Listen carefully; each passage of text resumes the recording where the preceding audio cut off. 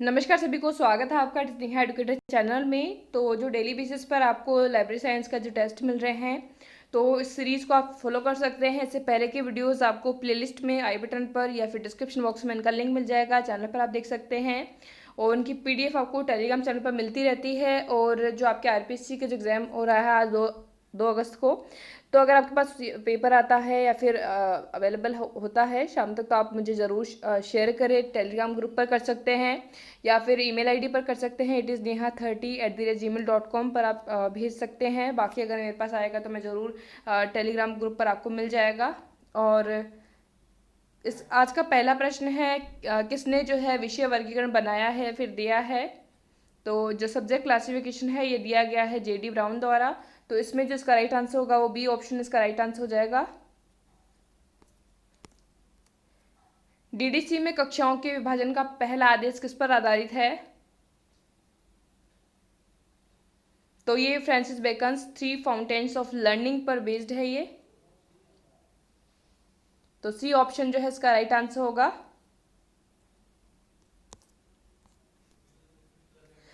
Next है ETD database in India is maintained by. तो ETD की फुल फॉर्म आपको सबसे पहले पता होनी चाहिए। तो इसकी फुल फॉर्म क्या होती है?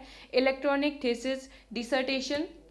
और इसको जो है मेंटेन किया जाता है तो कौन कौन से द्वारा? तो ये विद्या निधि और शोध गंगा द्वारा जो है मेंटेन किया जाता है। तो ये आपके बी और सी इसमें ऑप्शन होंगे। आई थिंक इसमें कोड दिए गए हैं। हाँ, तो ये यहाँ पर कोड जो दिए गए हैं बी और सी का, और जो कोड हो जाएगा बी से विद्या निधि और सी से आपका शोध गंगा। तो सी ऑप्शन इसका राइट आंसर हो जाएगा।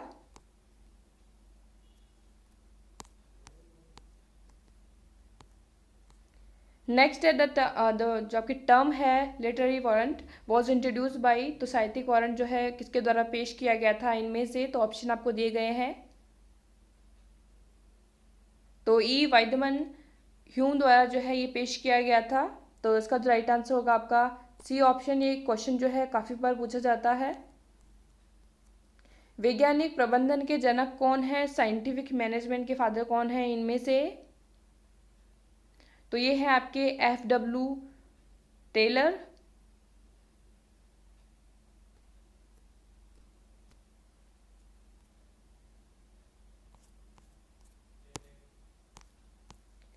किस संगठन ने राष्ट्रीय स्तर पर भारत में पुस्तकालय और सूचना नीति लागू की? तो वह किसकी स्थापना कब हुई? अब इसमें जो है ऑप्शन आपको 1952 नहीं दिया गया था। काफ़ी कमेंट्स आए कि 1952 में स्थापना हुई थी। मैं एक चीज़ आपको बता दूं, अगर आप ऑप्शन में ही नहीं दिया गया तो आप 1952 कैसे कर सकते हैं? तो इसके लिए जो एक एडवाइजरी कमेटी का जो गठन हुआ था वो 1951 में ही हो गया था। आपकी गवर्नमेंट ने जो है ये गठन किया था। तो उसके अकॉर्डिंग शुरुआत जो है इसकी 1951 से हो गई थी। बाकी इसकी स्थापना जो है वो 1952 में हुई थी। तो इस तरह से आप ज़रूर ध्यान रखिए। INS 2 की स्थापना 1952 में हुई है, लेकिन इसके एडवाइजरी की जो स्थापना है, सॉरी, कमेटी की जो स्थापना 1951 में हो गई थी। यूनेस्को का प्रधान जो कार्यालय है वो कहाँ पर स्थित है? तो ये काफ़ी कॉमन क्वेश्चन है, बाकी एग्जाम्स में भी आता रहता है। तो पेरिस जो कि आपकी राजधानी है फ्रांस की, तो यहाँ पर स्थित है। आपको फ्रांस का जो राष्ट्रीय पुस्तकालय है उसका नाम आपको कमेंट बॉक्स में बताना है। डबलिन कोर क्या है? तो एक और ऑप्शन आप यहाँ पर देख सकते हैं, ई लाइब्रेरी सॉफ्टवेयर। फोर्थ ऑप्शन यहाँ पर दिया गया है आपको। एक सेकेंड। तो डबलिन कोर जो है आपका मेटा डेटा स्टैंडर्ड है ये। C option.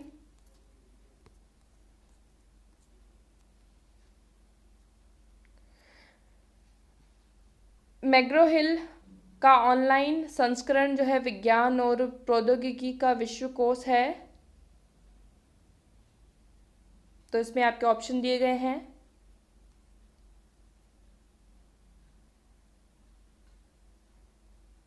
तो इसमें से कौन सा होगा? वो है आपका एक्सेस साइंस जो है, इसको राइट आंसर होगा इसका। सोल सॉफ्टवेयर जो है किस पर आधारित है? तो SQL सर्वर पर ये आधारित है।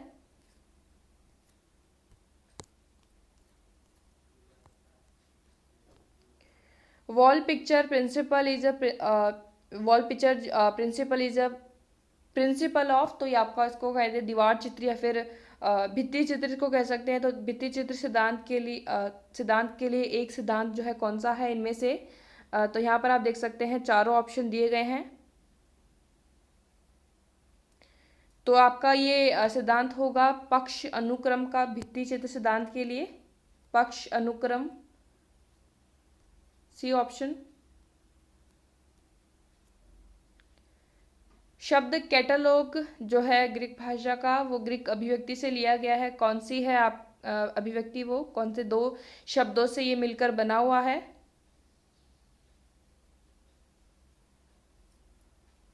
तो जो आपका बी ऑप्शन में दिया गया है कैटा प्लस लॉगस। उपयोगकर्ता की प्रोफाइल क्या है?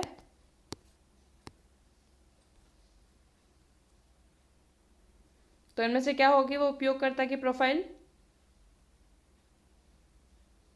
तो statement of the information required by an user.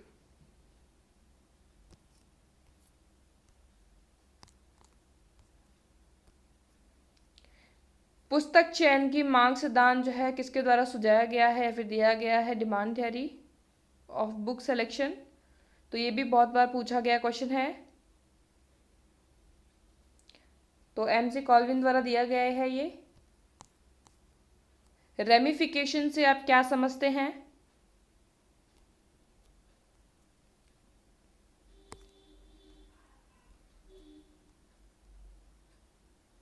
तो रेमिफिकेशन होता है एक विशेष क्षेत्र के विभाजन और उपविभाजन। तो ए ऑप्शन इसका राइट आंसर है। ज्ञान उद्योग की अवधारणा किसने जो है पेश की?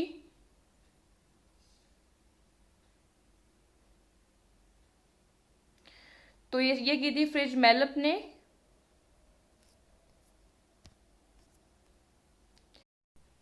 नेक्स्ट क्वेश्चन है लोकसभा सचिवालय पुस्तकालय सेवा के रूप में जाना जाता है, तो कौन सा जाना जाता है? तो ये जाना जाता है LARRDIS। तो ये आपका एक शब्द नहीं है, इसकी जो है फुल फॉर्म भी होती है। तो फुल फॉर्म क्या होती है वो मैं अभी आपको दिखा देती हूँ, उसको आप नोट भी कर सकते हैं। तो यहाँ पर आप देख सकते हैं parliament library and reference research documentation and information service जो है ये इसकी फुल फॉर्म होती है LARRDIS की। तो इसका आप स्क्रीनशॉट ले सकते हैं, चाहे लिख सकते हैं, जैसा भी आपको ठीक लगे। नेक्स्ट है which organization promote the concept of national information system. तो नेशनल इंफॉर्मेशन सिस्टम का जो कॉन्सेप्ट है कौन से ऑर्गेनाइजेशन जो है प्रमोट किया है? तो ये आपके यूनेस्को ने जो है ये प्रमोट किया है, ए ऑप्शन। नेक्स्ट क्वेश्चन है लाइब्रेरियन की स्थिति का क्या अर्थ है? स्टेटस ऑफ लाइब्रेरियन मीन, तो इसका आपको अर्थ बताना है।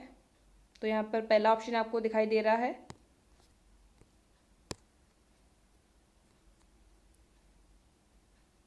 तो ये होगा आपका relative position and status in the community, समुदाय में सापेक्ष स्थिति या फिर आपकी पोजीशन। नेक्स्ट है निम्नलिखित में से कौन सी डेवी दशमलव वर्गीकरण की जो संश्लेषी विशेषताएं जो है बताती है? DDC की संश्लेषी विशेषताएं।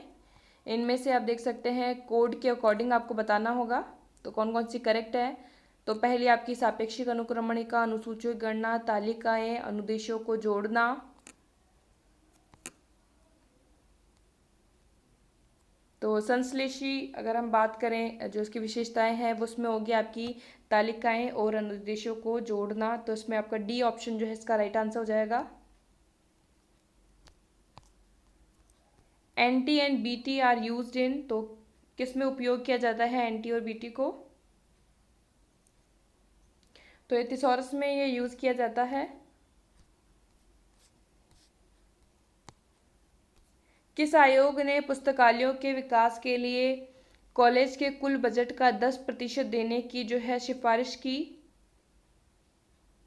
ये कोठारी कमेटी ने की थी। यूजीसी पाठ्यक्रम विकास समिति का गठन जो है किया गया था? 1993 में जो है इसका गठन किया गया था। प्राथमिक स्रोत इनमें से कौन कौन से हैं?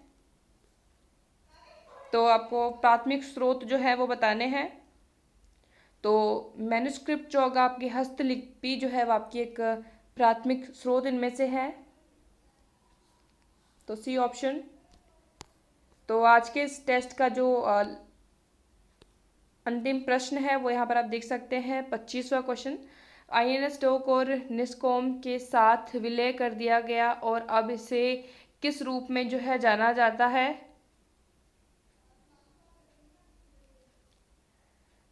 तो NISCAR के रूप में इसको जाना जाता है। अब आपको इसकी फुल फॉर्म जो है कमेंट बॉक्स में बतानी है। तो ये थे आपके आज के टेस्ट के 25 क्वेश्चन। तो आपने जितना भी स्कोर किया है वो आप ज़रूर कमेंट बॉक्स में शेयर कर सकते हैं। किसी भी क्वेश्चन में आपको क्वेरी लगी हो तो आप कमेंट बॉक्स में ज़रूर बता दीजिएगा। बाकी अपना फीडबैक जो है आप इस वीडियो के लिए कमेंट बॉक्स में दे सकते हैं। So thank you for watching. कोई भी अगर आपको कोई क्वेश्चन सेंड करना हो तो आप टेलीग्राम ग्रुप पर भी शेयर कर सकते हैं। PDF आप वहाँ से अभी तक के जितने भी टेस्ट हैं, चाहे आपके GK के हो, चाहे आपके लाइब्रेरी साइंस के हो, बाकी जितने भी जो वीडियोस अपलोड होती है उसके रिगार्डिंग आपको टेलीग्राम चैनल पर ही देखने को मिलेंगे। तो वहाँ पर आप इजीली डाउनलोड कर सकते हैं। लिंक आपको डिस्क्रिप्शन बॉक्स में मिल जाएगा। बाकी आप सर्च भी कर सकते हैं।